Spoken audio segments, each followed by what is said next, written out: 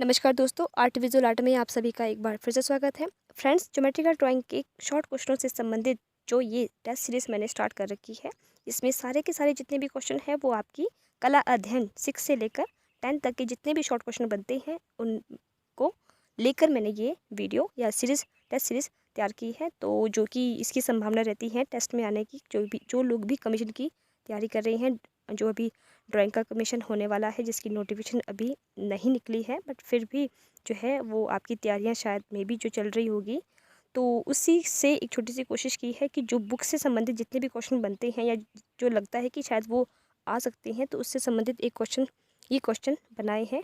तो इससे पहले मैंने जो 4 वीडियो बना रखी है, तो आप चाहे तो वो जाके प्लेलिस्ट में जाके देख सकते हैं, जो आपके लिए काफ़ी हेल्पफुल हो सकती है। और साथ ही जो लोग 8, 9, 10th के जो आपके शॉर्ट जो क्वेश्चन होते हैं, MCQ क्वेश्चन होते हैं, तो कहीं ना कहीं वो इसी से संबंधित ऐसे क्वेश्चन भी आपसे पूछ सकते हैं, तो वो लोग भी इस चीज़ को देख सकते हैं, इस चीज़ का फ़ायदा ले सकते हैं।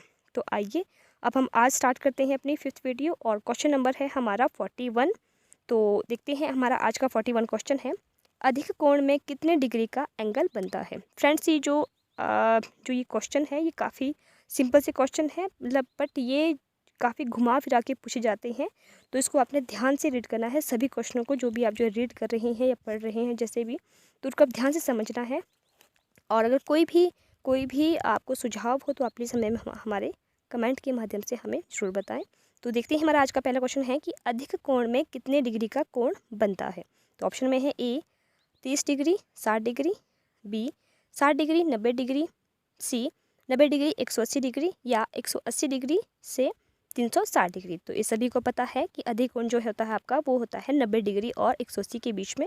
तो ऑप्शन नंबर सी हमारा सही आंसर हो जाता है। नेक्स्ट आगे बढ़ते हैं 42 क्वेश्चन पे। 180 के डिग्री के कोण को क्या कहा जाता है। तो ऑप्शन में है ए अधिक कोण, सम कोण, ऋजु कोण या न्यून कोण। फ्रेंड्स, ये सभी को पता होगा कि जो आपका 180 डिग्री का जो आपका एंगल बनता है वो आपका एक सीधी रेखा पे बनता है, यानी कि एक सीधी रेखा पे बनता है, और उसे आप ऋजु कोण भी कहते हैं, जो कि आपकी 6th क्लास की परिभाषा से संबंधित है। तो इस तरह के क्वेश्चन भी आपसे पूछे जा सकते हैं। तो ऑप्शन नंबर सी हमारा सही आंसर हो जाता है।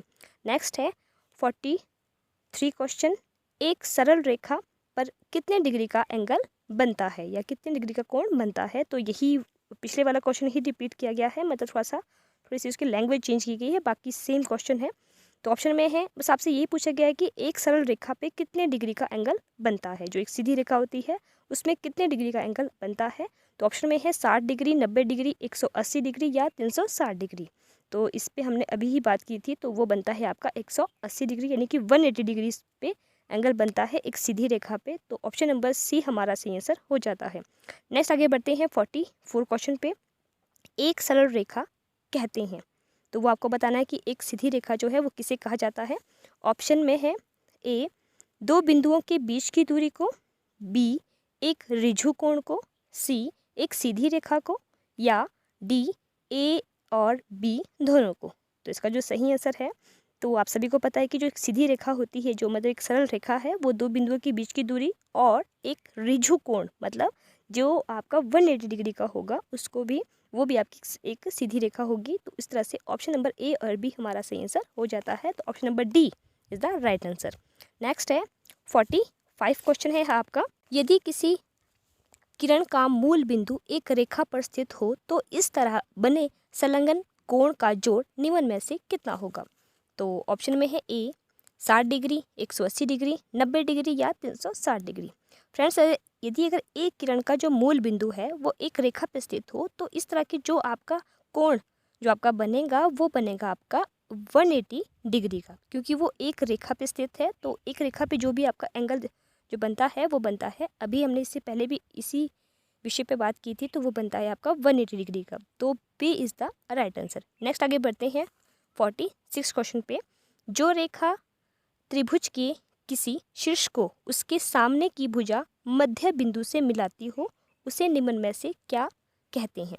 ऑप्शन में है विभाजक, समभाजक, मध्यिका या समद्विभाजक। तो इसका जो सही आंसर है कि जो रेखा त्रिभुज के किसी शीर्ष को उसके सामने की भुजा मध्य बिंदु से मिलाती हो तो उसे कहते हैं मध्यिका। मतलब कि जब हम शीर्ष से कोई भी कोई भी रेखा लेते हैं तो जो सामने जो एक रेखा होती है, भुजा होती है, उसको जब वो 2 भागों में विभक्त करती है तो उसे हम मध्यिका कहते हैं।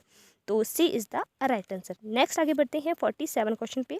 जिस त्रिभुज की तीनों भुजाएं असमान हो उसे निम्न में से कौन सी त्रिभुज कहा जाता है? मतलब कि तीनों भुजाएं जो है उसकी वो असमान होगी तो उसे हम क्या कहेंगे? तो ये हमारा क्वेश्चन है। तो ऑप्शन में है, देखो, सबसे पहले है समत्रिबाहु त्रिभुज, विषम बाहु त्रिभुज, समकोण त्रिभुज या इनमें से कोई नहीं। मतलब कि जो तीनों जो भुजाएं हैं वो आपकी असमान है तो उसे हम कहते हैं विषम बाहु त्रिभुज। तो B is the right answer. Next आगे बढ़ते हैं 48 क्वेश्चन पे। पुनर्युक्त कोण किसे कहते हैं? ये बहुत इंपॉर्टेंट क्वेश्चन है, बहुत ही सिंपल है, बट ये सभी को पता होना चाहिए कि जो पुनर्युक्त कोण होता है आपका वो कितने डिग्री का होता है। तो ऑप्शन में है ए 60 डिग्री से अधिक, बी 90 डिग्री से अधिक, सी 180 डिग्री से अधिक या डी इनमें से कोई नहीं। तो इसका जो सही आंसर है कि जो आपका पुनर्युक्त कोण होता है वो आपका होता है 180 डिग्री से अधिक। तो इस तरह से ऑप्शन नंबर सी हमारा सही आंसर हो जाता है। नेक्स्ट है 49 क्वेश्चन। वस्तु चित्रण में कैसी वस्तुएं आती है? जब आप बहुत ही सिंपल क्वेश्चन है कि जब आप मॉडल बनाते हैं, किसी वस्तु का चित्रण करते हैं, मतलब मॉडल या कि स्टिल लाइफ बनाते हैं, तो उस समय जो वस्तु चित्रण के लिए आप जो भी वस्तु यूज़ करते हैं तो वो कैसी होती है? तो ये क्वेश्चन आपको पूछा गया है। तो ऑप्शन में है ए स्थिर होती है, अस्थिर होती है, रंगीन होती है या श्वेत व श्याम होती है। मतलब ब्लैक एंड वाइट जिसको हम जो बोलेंगे कि किस तरह की होती है, तो आपको वो बताना है। तो आप सभी को पता है कि जब भी हम मॉडल बनाते हैं तो हमारे सामने स्थिर वस्तु होती है, मतलब वो बिल्कुल शांत होती है, यानी कि स्थिर होती है। तो A is the right answer. Next और आज की वीडियो का हमारा लास्ट क्वेश्चन है। वस्तु चित्रण बनाते समय वस्तु से पहली पंक्ति की दूरी कितनी होती है? तो ऑप्शन में है ए 2 मीटर, बी 2.5 मीटर, सी 3 मीटर या डी 3.5 मीटर। तो इसका जो सही आंसर है कि पहली पंक्ति की जो दूरी होती है एक मॉडल से या जो भी आप वस्तु चित्रण कर रहे हैं तो उससे दूरी होती है 2 मीटर की। तो इस तरह से ऑप्शन नंबर ए हमारा सही आंसर हो जाता है। तो फ्रेंड्स, ये थी मेरी आज की 10 क्वेश्चनों की वीडियो। मेरे पास बहुत सारे ऐसे क्वेश्चन हैं जो मैंने खुद बुक से नोट किए हैं, उनकी क्वेश्चनिंग बनाई है। तो अगर आपको लगता है कि कोई क्वेश्चन में कोई त्रुटि है या कोई भी कोई सुझाव देना चाहता है तो प्लीज़ आप हमें कमेंट के माध्यम से ज़रूर बताएं, ताकि औरों को भी या बाकी स्टूडेंट्स को भी इससे फ़ायदा हो सके। और बाकी अब हम मिलते हैं अपनी नेक्स्ट वीडियो में नेक्स्ट 10 क्वेश्चनों के साथ। तब तक के लिए आप सभी का बहुत बहुत धन्यवाद।